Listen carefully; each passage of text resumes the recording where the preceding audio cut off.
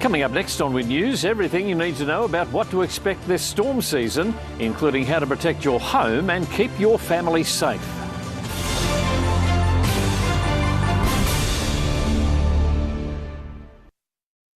Across Canberra and its surrounding regions, this is Win News. Tonight, Canberrans could pay as much as $1 for a single-use plastic bag. The ACT government promises sweeping changes to the city's bus network, and the SES warns residents to prepare their homes for storm season. Good evening, I'm Geoff Phillips. Also coming up tonight, the National Museum of Australia plays host to relics of ancient Rome with the launch of its blockbuster exhibition today. Canberrans could be hit with an extra charge at the checkout for single-use plastic bags after an independent review of the ACT's ban found we must do more in the war on waste. Meanwhile, a record number of submissions on a proposed overhaul to the bus network has prompted a government rethink. It's been 7 years since the ACT dumped single-use plastic bags, but we've never really known if going green has been doing good. Now we do. Literally tons and tons of plastic waste has not gone to landfill, the equivalent of 200 elephants. Emma Groves, Win News. A schoolgirl was approached by two men near a Waniassa school this morning in the latest in a string of child approaches across the territory. Images have now been released of the pair responsible, as well as another linked to a previous incident. Win News police reporter Michael Hammond has the details. Well, Geoff, Task Force Titus was established just last week with 14 child approaches reported to Canberra Police since February. Concerningly, we can now add to that another 2 as police release new clues into the suspects. Michael Hammond, Win News. A former ACT law lecturer who raped and indecently assaulted students has lost an appeal against his convictions. 68-year-old Arthur Marshall Hoyle attacked 3 female Asian students in his office at the University of Canberra. Last year, he was ordered to spend at least 2.5 years behind bars with a maximum sentence of 4 years. Hoyle's family wept as the appeal was dismissed today, while he shrugged his shoulders and shook his head at the decision. Farmers battling drought will soon have access to more feed for their animals, with new rules allowing truckies to cart bigger loads across state and territory borders. Those who will benefit from the changes say it's a common sense cut to red tape at a time of national crisis.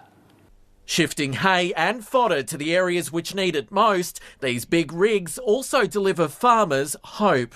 A Victorian health consultant will have just a week to get familiar with managing Canberra Hospital after being appointed as the interim boss of ACT Health's new health services organisation. Bernadette McDonald will serve at least 6 months in the role, pending finalisation of a long-term recruitment process. She replaces Janet Anderson, who quit for personal reasons just 3 days after her appointment. Prepare now or risk devastation. That's the message from the ACT State Emergency Service as the peak storm and flood season arrives. The agency says too often simple steps which could keep our families safe and homes protected are ignored. A sudden but significant downpour wreaked havoc on Canberra in February, catching many off guard. Despite today's sunshine and clear skies, many reckon this is simply the calm before more storms. If you do need help in a severe weather event, call 132 500. Michael Hammond, Win News.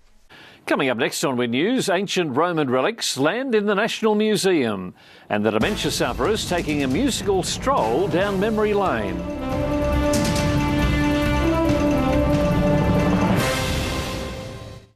A blockbuster exhibition featuring priceless artefacts from ancient Rome is now on display at the National Museum of Australia. The impressive relics have travelled all the way from the British Museum in London as part of a newly inked agreement between the two venues.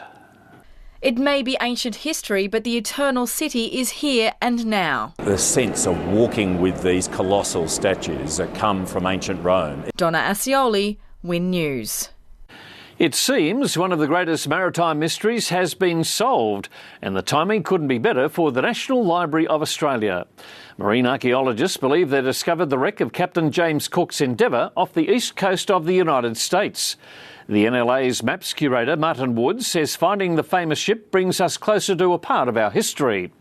Original plans for the Endeavour and dozens of other Cook relics will be on show at the library from Saturday as part of its new Cook and the Pacific exhibition. NBN has come under fire from the New South Wales Business Chamber for offering $25 rebates for customers who've had problems connecting to the network.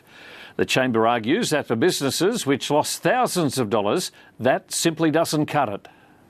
NBN set up shop at Henty Field Days this week, keen to help their regional customers make the switch. But they've been drawing criticism over the new $25 rebate offered to customers through their retailers if they've experienced a faulty installation, a delayed connection or missed appointment.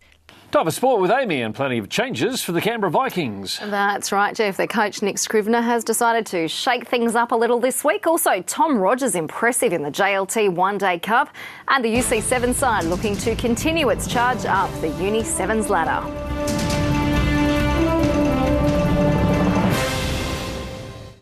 In sport, Nick Scrivener has made 5 changes to the Canberra Vikings starting side ahead of Sunday's clash against New South Wales Country in Armidale. Joe Powell headlines the list of new faces after being released by the Wallabies to get some much-needed game time. He's been biding his time on the sidelines for the past few months, having played just a handful of games since June. Now Joe Powell will finally get some game time under his belt, set to spend the next 3 weeks with the Canberra Vikings after being left out of the Wallabies squad for the next 2 tests. Caitlin Chalmers, Win News. Tom Rogers has starred for Tasmania in the side's 65-run win over Victoria in the JLT One-Day Cup. The all-rounder made just 5 with the bat in Tasmania's total of 321, but caused plenty of trouble for the Vics with the ball, claiming 4 for 53 as Victoria was dismissed for 256. UC will be without Australian representative Yasmin Meeks for round 3 of the Uni 7 series. Coach David Grimmond has made 2 changes to the squad ahead of another huge round in Queensland. A blow for UC ahead of round 3 of the Uni 7 series. Yasmin Meeks out through international commitments, leaving a huge hole in the side. And that is our sport, Geoff. See you for the Friday edition tomorrow. That you will. Snow Report is coming up, but first Chris is here with the weather, and the sunshine will continue tomorrow. That's right, Geoff. Maximum temperatures look to be on the way up for Friday as well. I'll have the details after the break.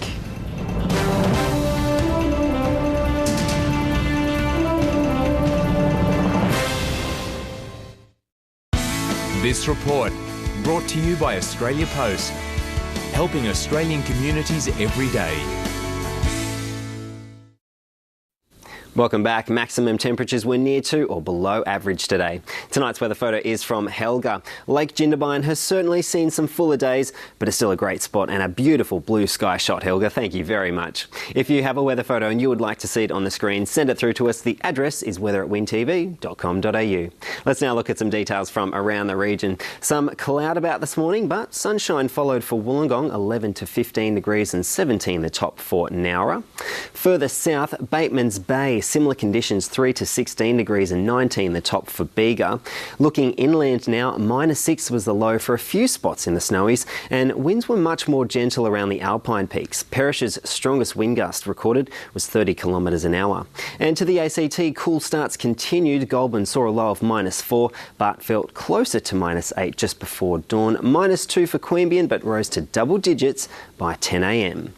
Now onto the satellite. A high pressure system over central Australia is extending a ridge into New South Wales in the wake of a cold front.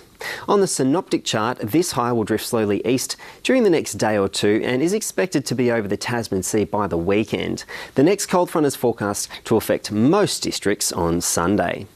To the forecast now for the south coast. Sunshine tomorrow, Wollongong 9 to 19, Nowra top of 21 degrees. Further south, Bateman's Bay 21 and 21 also for Bega. Inland to the Snowy Mountains, sunny after patches of morning frost. Thredbo heading for a top of 6, 9 for Perisher. In Cooma 21 degrees. And to the forecast for the ACT now, sunshine also after some morning frost and fog. Now for Canberra tomorrow, patches of morning frost, then sunshine to follow, a top of 20 degrees. And taking a look at Canberra's temperatures for the week ahead. A partly cloudy start to the weekend before a slight drop in temps with a medium chance of rain on Sunday. It should be short-lived though, clearing on Monday for another partly cloudy day. So looking forward to a sunny Friday, Geoff. Chris, a nice way to end the week, and that is Win News for Thursday the 20th of September. To view some of our reports, visit the Win News Canberra Facebook page. I'm Geoff Phillips. Coming up next is The Project. Good night.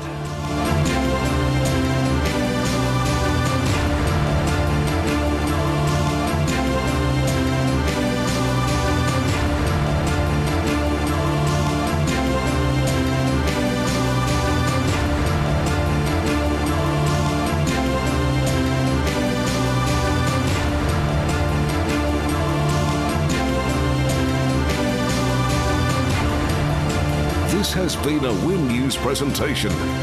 Win News, Regional Australia's #1 news source.